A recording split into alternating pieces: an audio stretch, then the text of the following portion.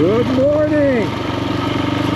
I just left Bolson, just outside of the city, and I am heading up to a viewpoint that's high above the valley. Apparently it's going to afford me some wonderful views of the mountains and of the village below.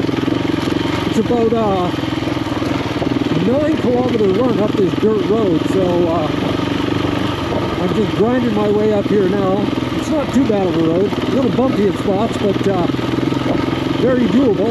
After I'm finished at this viewpoint, I'm going to head south down to Ushuaia, where there's another national park that I'm going to check out.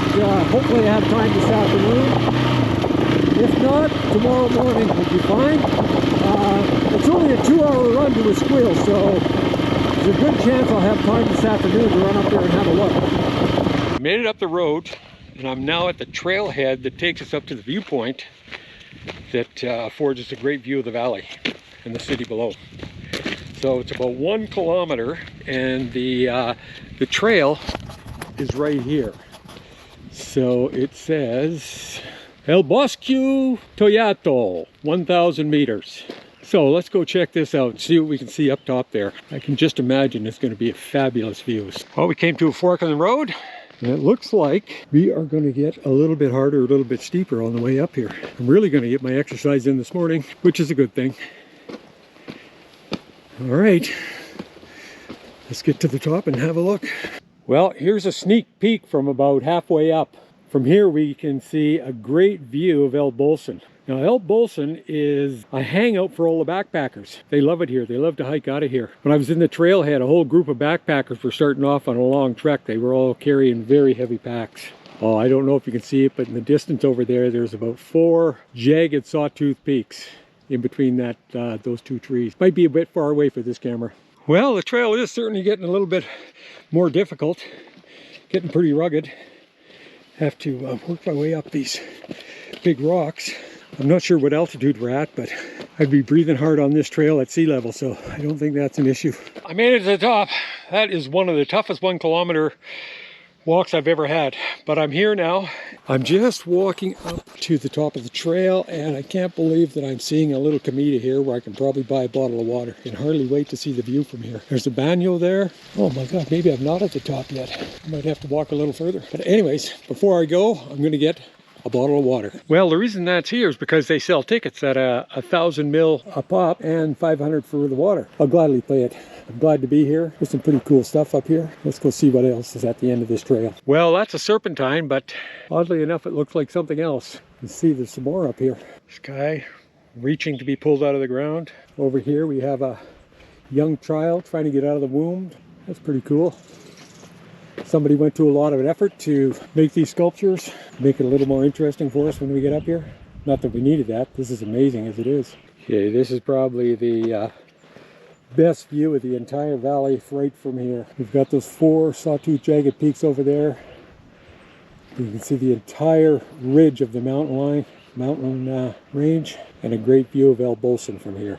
I'm wandering through the trail here in the forest, and the sculptures are getting more and more abstract. Definitely a little bit more bizarre, but it's a really cool trail to walk through, so we'll carry on and see what else is here to see. And here we have a headless pregnant woman. This one here is probably about the best of the bunch. And this is it. We have come to the end of this part of the trail. We have to start going back down, but there's more to see here. This one's pretty cool. I like it.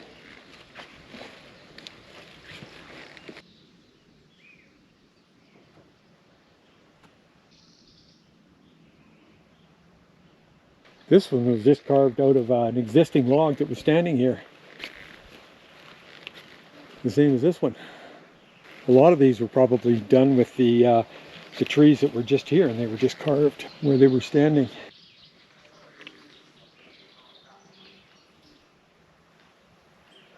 This one here is the best one of the bunch. One thing I did not expect to see up here was a fountain, but here it is. This is actually pretty cool. There's a lot of neat things to see up here. Great place to bring your lunch and spend the day. I'm not going to spend all day here. I am going to move on to Ushuaia and see if I can check out the national park this afternoon. But this was a very worthwhile stop, even if it was the longest kilometer I've ever walked. There are dozens and dozens of these wooden sculptures all through the forest here. But here's a couple that are pretty interesting. And the light is good with this one too, so we can see it pretty well.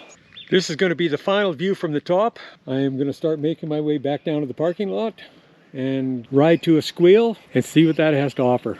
I'm back down to the parking lot.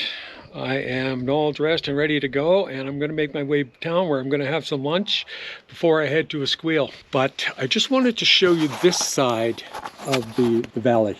Up there is a very steep, jagged rock wall that goes the entire length of that ridge.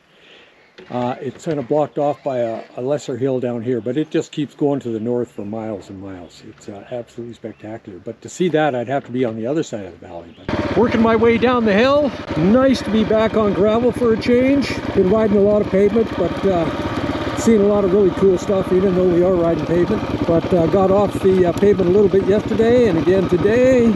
It is fantastic. Great to use these bikes for what they were meant for. Although they're meant for the highway too, but they also work very well off-road. Especially this one. This has got a lot of, its origins are from the dirt, from the KTM dirt line. It performs extremely well off pavement. I haven't done any single track with it, but I'll try that this summer to see how it performs, but I'll bet it'll be okay. I've got to be careful to stay to the outside, as if there is a lot of traffic coming up this time of day. I'm going to take a wide route around here, even though I'm on the wrong side. But that was a little sketchy coming down. Well, look at that! There's a hang glider right there! Wow! I don't know if you can see that, but that's incredible. Wonder where he started from. From here, I can give you a much better idea of that jagged rock wall I was talking about up in the parking lot. It is amazing. Here's two more people hiking up. They are hardy souls. Oh dear.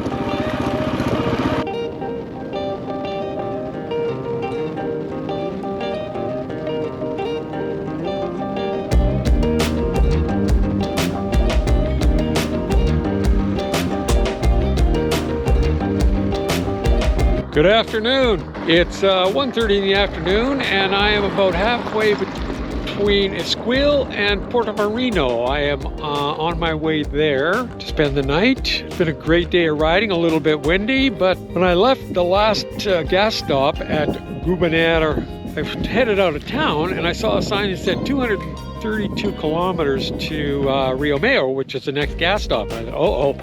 So I turned around, went back, bought a gas can, and filled it with gas.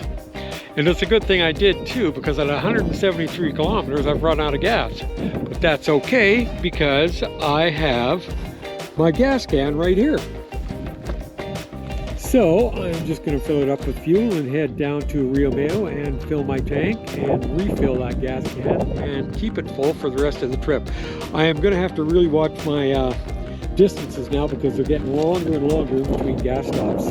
This was 232, and it looks like there's one even longer after I leave Portomarino, which is my destination tonight. After I fill up with gas, I am going to have lunch. I picked up some empanadas and another big pastry looking thing, and have lunch here as well. We'll let you know how things go.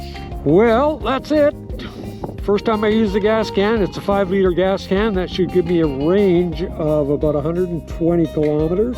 I was a little surprised I ran out at 178 kilometers. I've gone as far as 223 on a tank of fuel before.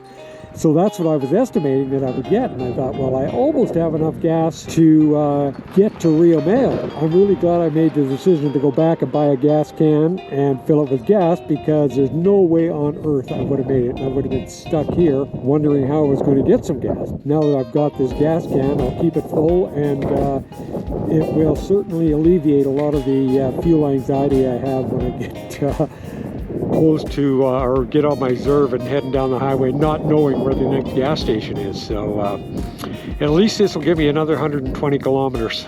I've just pulled up to this river, which is it's about 200 meters past where I ran out of gas, or before I ran out of gas. So I just rode up here. I'm going to wash my hands, take a little lunch break, and carry on my way. I'm about 50 kilometers away from Rio Mayo. It would have been really short if I hadn't got gas. have been a bit of a pickle, but I did have gas, so everything's good.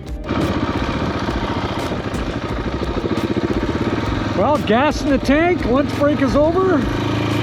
Gonna head down to Rio Mel and fill up the fuel and carry on to Porto Marino.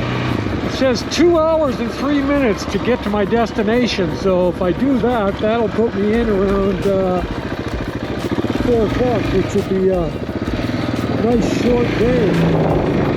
Bang off 535 kilometers, so yeah, that's good.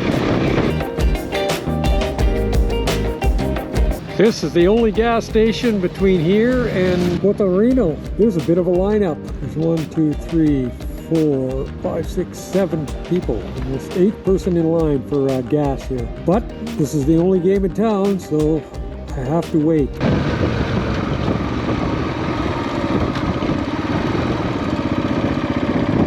How you doing, man? Good. Ushuaia? Sí. See? Good. Where are you from?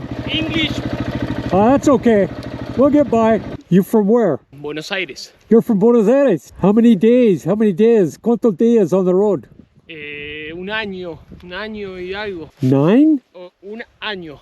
1 año, 1 year. Fantastic. Going all the way around? Voy despacito. Just pedaling. Sí, despacito. Sí. Ushuaia now? Ushuaia, sí. Sí. ¿Vos también? Sí, me too. Ushuaia. Bien, bien ahí. Desde Canadá, qué espectáculo. Yes. Qué espectáculo. Yes. Me, only 4 months. 4. Yeah, 4. ¿Meses o años? No. No, not años. Ah, meses. Yeah, just months. Buenísimo. Yeah. And then from Ushuaia, Buenos Aires, then fly home. Bueno. Okay, well, I'll let you carry on, man. Nice chatting with you. Un lujo, buena ruta. Okay, gracias.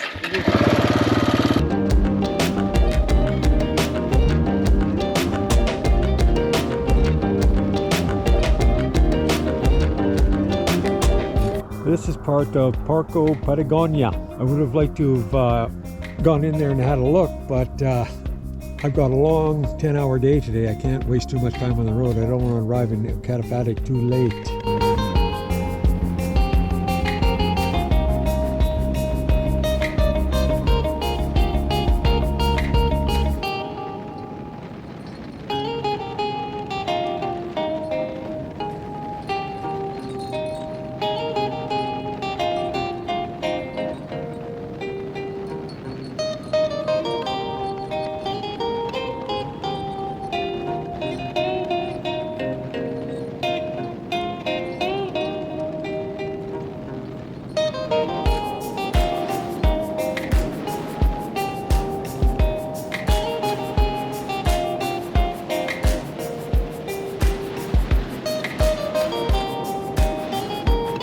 Oh, I've just pulled off at this viewpoint here. I knew things were going to get better and better, and those mountains are absolutely spectacular, especially with the lake in the foreground.